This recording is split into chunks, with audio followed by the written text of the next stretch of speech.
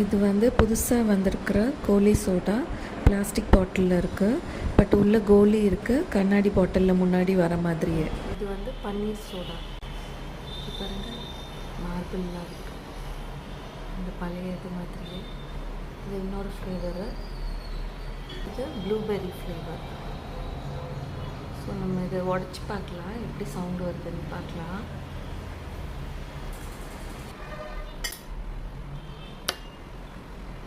இது அமேசானில் வாங்கியிருக்கிற silicon ice tray. Different கலர்ஸ்லேயும் ஷேப்ஸ்லேயும் அவைலபிளாக இருக்குது.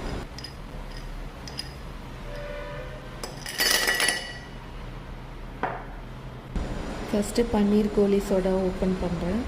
கொஞ்சம் டிஃபிகல்ட்டாக தான் இருக்குது ஓப்பன் பண்ணுறதுக்கு, பார்த்திங்கனாலே தெரியும்.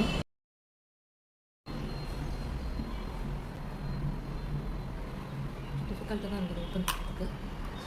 ஸோ மார்பிள் உள்ளே போயிடுச்சு.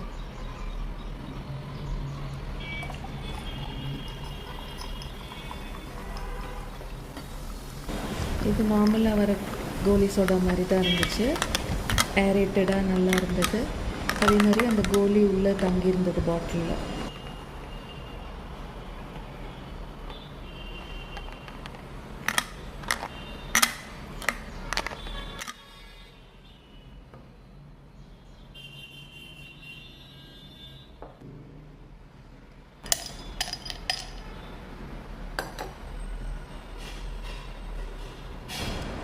ப்ளூபெர்ரி ஃப்ளேவர் ஓப்பன் பண்ணுறேன் பாருங்கள். அதுவும் டிஃபிகல்ட்டாக தான் இருந்தது. பட் இதில் பார்த்திங்கன்னா அந்த கோழி குண்டு வந்து ஒர்க் ஆகலை. உள்ளே விழுந்துடுச்சு, பட் ஃபுல்லாக அப்படியே ஏரேட்டடாலாம் இல்லை. ட்ரிங்க்கு ரொம்ப ஏரேட்டடாக இல்லை. அந்த மார்பிள் ட்ரிங்க்கோடே உள்ளார விழுந்துருச்சு, டம்ளருக்குள்ளே. இதில் கோலி பட் இதில் கோலி உள்ளே இருக்குது.